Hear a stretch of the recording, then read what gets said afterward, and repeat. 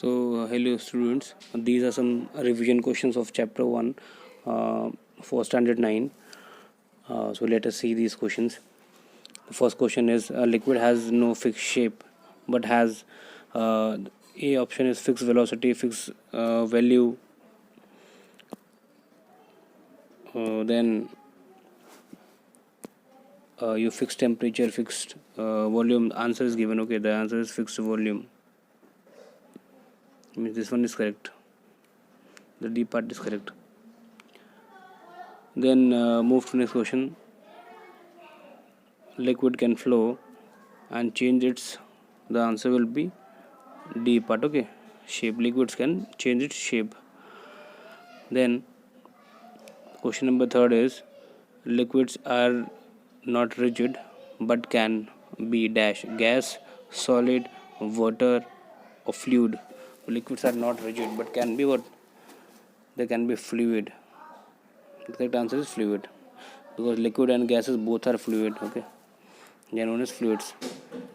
Then solids and liquid diffuse into, solids and liquid diffuse into, तो it's liquid, gas और air. Solids and liquid diffuse into, तो इसका मतलब ये कि दोनों ही किस में मिक्स हो जाते हैं. तो the answer will be the B part. Okay, that is liquid. The next question is,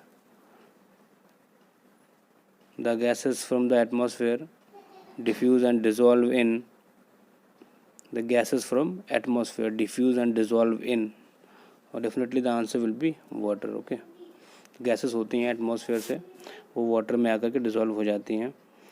then your next question is, question number 6 is, dash and dash gases are essential for survival of aquatic animals and plants. कौन कौन सी gases होती हैं जो survival के लिए बहुत important होती हैं, एनिमल्स के लिए भी और प्लांट्स के लिए भी. So the D option is correct, that is carbon dioxide and oxygen. Okay, then come to question number 7. The rate of diffusion of liquid is higher than, the rate of diffusion of liquid is higher than, soil तो होगा नहीं, liquid, gases and solid, तो definitely इसमें answer लिखा भी है तो solid ही होगा. ठीक है, इसका करेक्ट आंसर सॉलिड है, क्योंकि सबसे ज़्यादा जो डिफ्यूजन होता है वो गैसेस में होता है. गैस के बाद में सबसे ज़्यादा डिफ्यूजन होता है गैसेस के अंदर. then comes your liquid and then solid. तो ये कंपेयर किया गया है यहाँ पर. then come to next, that is your gases are dash than solid. तो सबको पता है कि गैसेस जो होती हैं वो they are highly compressible. Okay, तो गैस को हम आराम से कंप्रेस कर सकते हैं. Highly compressible, gases are highly compressible. Full form of LPG ये पता होगा आप लोगों को, that is liquefied petroleum gas. Okay, liquefied petroleum gas. This is the correct answer. Then come to next, that is full form of CNG is, it is compressed natural gas. It is compressed natural gas. तो ये भी लग रहा है, लेकिन ये option यहाँ पे कुछ स्पेलिंग मिस्टेक है, ये नहीं होना चाहिए. ठीक है, तो आप जब भी ऑप्शन लगाएं तो एक बार चेक कर लें सही तरीके से. The D answer is correct, this is the correct answer, D1. ये सही नहीं होगा, यहाँ पे स्पेलिंग थोड़ा मिस्टेक है यहाँ पर. Then come to 11th question, that is example of highly compressible gas used for human needs. ठीक है, कौन कौन सी गैसेस हैं जो ह्यूमन नीड हम लोग यूज़ करते हैं, तो दोनों ही हैं. ठीक है, बेसिकली आप देखते हैं गैस सिलेंडर में आप एलपीजी यूज़ कर लेते हैं और सीएनजी का भी यूज़ होता है. ठीक है ना, जिसे हम कंप्रेस्ड नेचुरल गैस बोलते हैं, और it is used in vehicles. Okay, तो LPG and CNG both are the correct answers. Then come to question number 12. यहाँ से कुछ इंपॉर्टेंट क्वेश्चन स्टार्ट हो जाएंगे. ये आपने चैप्टर 1 में पढ़े भी हैं. The amount of heat energy required to convert या change 1 kg of solid into liquid at atmospheric pressure at its melting point is known as. तो जब कभी भी सॉलिड को हमें लिक्विड में कन्वर्ट करना होता है तो उसे हम कहते हैं लेटेंट हीट ऑफ फ्यूजन कहा जाता है. ठीक है ना, अगर 1 kg कोई सब्सटेंस है उसे हम लिक्विड में बदली करना चाहते हैं तो उसके लिए हीट जो हम देते हैं that is latent heat of fusion होगा. फ्यूजन नहीं होगा, या फ्यूजन लिखा हुआ है तो ये गलत है स्टेटमेंट, और ये वाला सही है, फ्यूजन वाला सही है. Then come to next point. Next point is water at 0 degree Celsius showing temperature at Kelvin. It means that the temperature is given in 0 degree. यहाँ पे 0 डिग्री में दिया हुआ टेम्परेचर और हमें कन्वर्ट करना है उसको केल्विन में।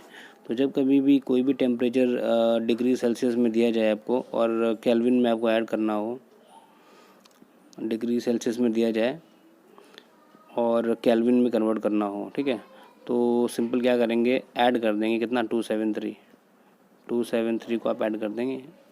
तो क्योंकि यहाँ पे 0 दिया हुआ है तो जब इसको ऐड करेंगे तो हमें 273 ही मिल जाएगा। ये आपका आंसर हो जाएगा बी वाला, ठीक है। आगे बढ़ते हैं 14th में। अब देखोगे choose the temperature in kelvin when boiling point of water is 100 degree, ठीक है। तो ये भी सेम वही चीज़ है, 100 डिग्री दिया हुआ है, 100 डिग्री सेल्सियस दिया हुआ है। तो जब 100 डिग्री सेल्सियस में ऐड कर लेंगे 273 हम ऐड कर लेंगे तो हमें मिल जाएगा कितना बेटा 373, ठीक है ना।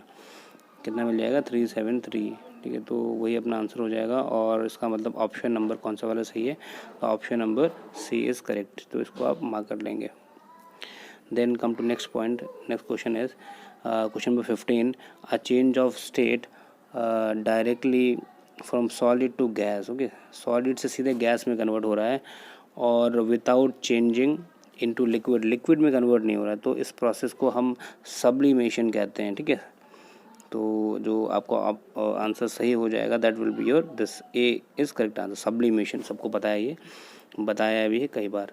What is meant by sublimation, दोबारा से वही क्वेश्चन रिपीट हुआ, व्हाट इज़ सब्लिमेशन। तो सब्लिमेशन में जो सॉलिड सब्सटेंस होता है वो डायरेक्टली कन्वर्ट हो जाता है किसमें बेटा, गैसेस में, ठीक है। तो इसमें से कौन सा लग रहा है ऑप्शन सही, change of state directly from solid to liquid, ये तो होगा नहीं, ये नहीं होगा। Change of state directly from, ये भी होगा नहीं। Change of state directly from solid to gas without, ये भी होगा नहीं। Solid to gas without changing into liquid, ये सही आंसर है, ठीक है। तो वो सारी चीज़ें जैसे कि एग्जांपल में हम ले सकते हैं यहाँ पर अमोनियम क्लोराइड हो गया, ठीक है, NH4Cl, ठीक है, अमोनियम क्लोराइड है, नेप्थलीन है, कैम्फर है, ये सारी चीज़ें, इन सभी में सब्लिमेशन होता है। तो सब्लिमेशन में सॉलिड सीधे कन्वर्ट होता है किसमें, गैस में, ध्यान रखेंगे। Solid carbon dioxide is stored under very high pressure, ठीक है। सॉलिड कार्बन डाइऑक्साइड है, इसको आप नोट कर लेना, इम्पॉर्टेंट है भी ये। इसको हम ड्राई आइस भी कहते हैं, ठीक है, it is also known as dry ice, dry ice भी कहा जाता है इसको। और इसका यूज़ किया जाता है फ्रीजिंग में, जहाँ बहुत ही कम टेम्परेचर हमें चाहिए होता है, वहाँ पर हम इसका यूज़ करते हैं। Solid CO2 is also known as dry ice, उसको काफ़ी हाई प्रेशर में स्टोर किया जाता है। Then come to solid to liquid and liquid to solid. तो पहला पार्ट अपना सॉलिड टू लिक्विड है। तो सॉलिड टू लिक्विड होता है फ्यूजन, और लिक्विड टू सॉलिड, लिक्विड से सीधे हमें कन्वर्ट करना है सॉलिड में, तो ये तो हो जाएगा आपका सी वाला ऑप्शन, ठीक है। क्योंकि सॉलिड से लिक्विड होता है फ्यूजन और बाकी लिक्विड से सॉलिड हो जाएगा सॉलिडिफिकेशन। दोनों ही ऑप्शन हमें सी वाले में मिल रहे हैं, तो ये अपना सही हो जाएगा option.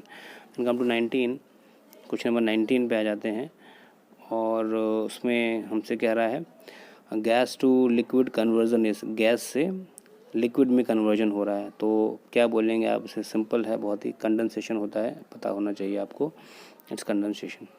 Then gas to solid, okay, gas to solid, तो इसे हम क्या बोल सकते हैं, this is deposition, okay, it's a type of sublimation you can say, होता है।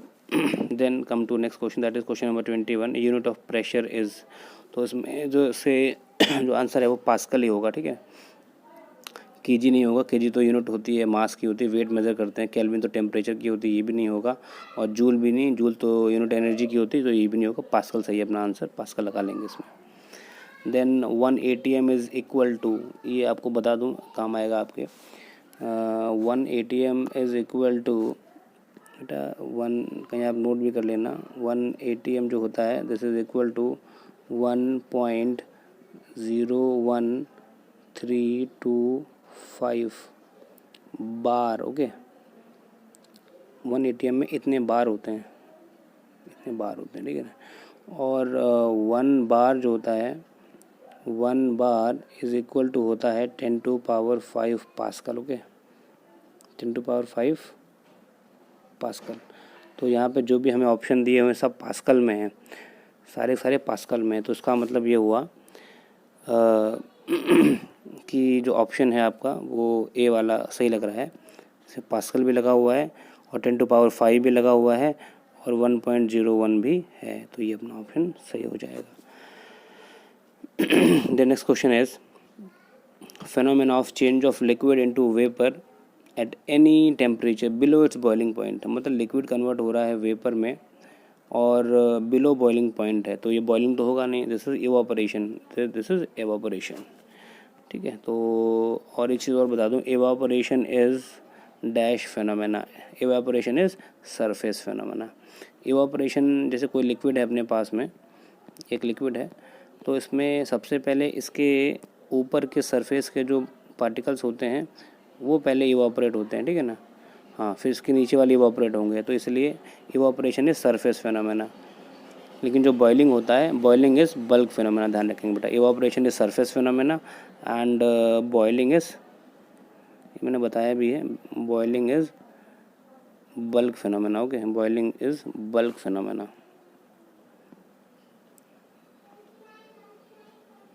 Bulk phenomena.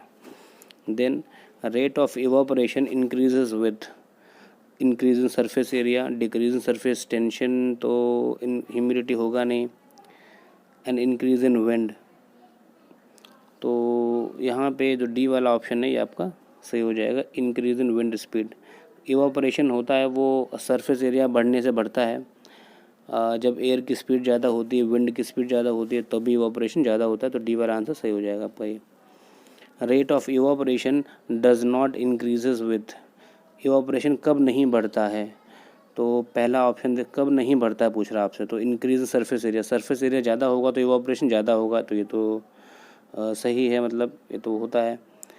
टेम्परेचर बढ़ेगा तो भी इवापोरेशन होगा, विंड की स्पीड ज़्यादा होगी तो भी इवापोरेशन ज़्यादा होगा, और हमसे पूछ रहा है कि कब ज़्यादा नहीं होगा, rate of evaporation does not increases, तो ये वाला ऑप्शन हो जाएगा इसका, इंक्रीज इन ह्यूमिडिटी। ह्यूमिडिटी का मतलब होता है एयर में वाटर का प्रेजेंट होना। जैसे ये एयर है और इसमें कितने पार्टिकल्स हैं वो वाटर के हैं, जितने ज़्यादा पार्टिकल्स या आप कह सकते हैं वेपर्स के फॉर्म में लिक्विड यहाँ मौजूद होगा एयर में, उतनी ही ज़्यादा एयर कैसे होगी, ह्यूमिड होगी, ठीक है ना, ह्यूमिड एयर। ह्यूमिडिटी का मतलब होता है amount of water vapour and air, humidity, ठीक है। तो ध्यान रखें, अगर ज़्यादा मॉइस्चर होगा एयर में, ज़्यादा ह्यूमिड अगर एयर होगी तो इवापोरेशन कम होगा, तो ये आप लगा लेंगे डी वाला ऑप्शन। ओके स्टूडेंट्स, तो ये क्वेश्चन थे, कुछ इनको रिवाइज कर लीजिए आप। That's all.